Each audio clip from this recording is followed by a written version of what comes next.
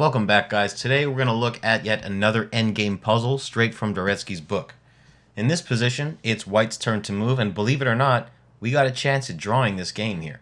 Now, even if it does seem hopeless, with the white king being a little too far away from the action while also blocking the rook, with the correct play, there is a chance of drawing this. So for starters, we can see that black is just one square away from promotion, which is not ideal. So what's your move here? Are you going to be able to stop this promotion? If you're thinking about moving your rook to h7, with the thought in mind that you can first collect this h-pawn and then sacrifice your rook for the other one, unfortunately that's the wrong approach in this situation, because black is going to respond with king to g2, threatening to promote next turn, and your only move is to check with rook to g7. But here, black has this really nice resource. They're not going to go back to f1. Instead, they're going to move to h3, and you're not going to be able to stop the promotion next turn. Now, the best move according to the engine here, surprisingly, is moving the king to e6, while the rook takes on h5 is the second best move. Now, the engine would willingly go into this nasty endgame with a queen versus a rook, but still, this is a losing position for white. And as I said, white can draw the game if played correctly. Alright, so we already know that rook to h7 doesn't work. What about rook to g5? Trying to get the rook from the side while keeping the enemy king away from the g file. Sadly, that's not going to cut it either. Black is just going to push the pawn, and no matter which defense we try, the result is going to be the same. If you try and move the rook to h5 to get behind the pawn, black is not going to care about this threat, and he's just going to push the pawn once again. Because if you take, they have this really powerful move. King to g2, which attacks the rook.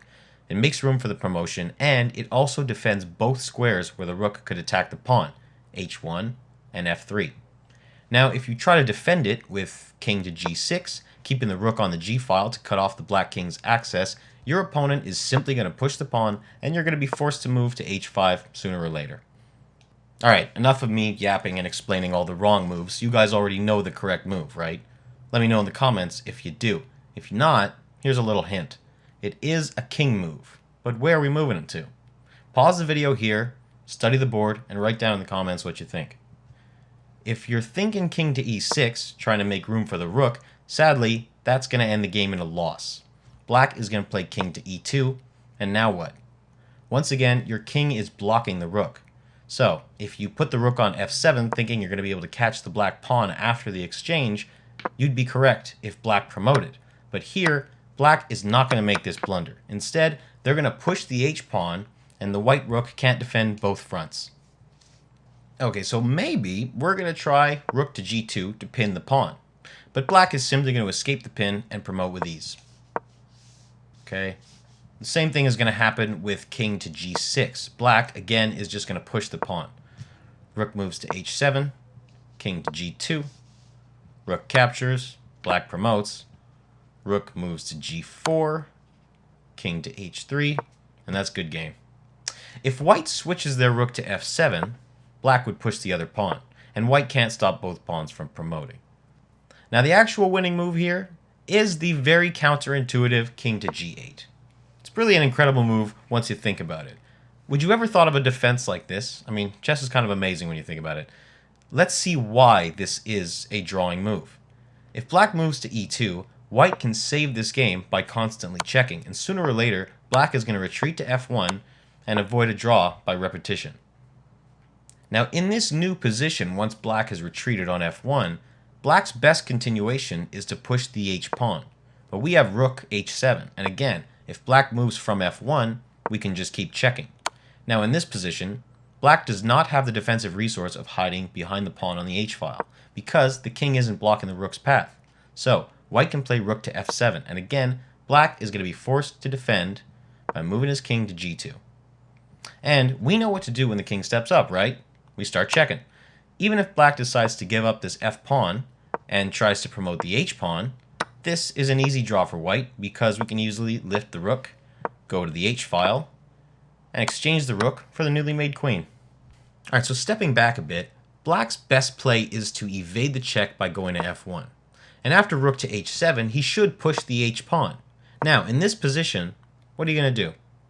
If you're thinking about taking the pawn, congratulations, that's actually the winning move. But wait, you might be thinking, Didn't we just look at another example where black played king to g2 and promoted next turn? Yeah, we did. But white doesn't really have any way of stopping black from promoting. How is this a winning move? Well, as a last challenge for you guys, you got to tell me the next correct move for white. Now, if you found the correct move, you're going to already know that it's rook to h7. This position is going to be a draw because white can constantly check the enemy king. Black can never move to the f-file because white is going to take the queen. He can't escape the check by moving in a zigzag because your king would protect the rook. Now, a quick note on why king to g8 is the only winning move here and not king to f8, king to e8. It's the only square for the white king to defend his rook. If he were on e8, after black promotes, white would not have the constant checking resource. And after that little zigzag, black can capture your rook and force you to move it. But this is going to allow black to take back the initiative. Now, the same thing applies with king to f8. Now black is going to promote with a check, and you can defend with rook to f7. That's not really going to do much. Black has way too many moves here to win the game. And again, you can't constantly check the king because black can capture your rook on h7. Alright, be honest. When you first saw that board, did you really think that this game was savable? I know I didn't. That's why I really love playing puzzles like this, especially this one from Dvoretsky's book. The more endgame puzzles I practice, the more I can see these patterns actually happening in my own endgames. Now, I really hope you like this video, and I hope you like the future videos. See you next time.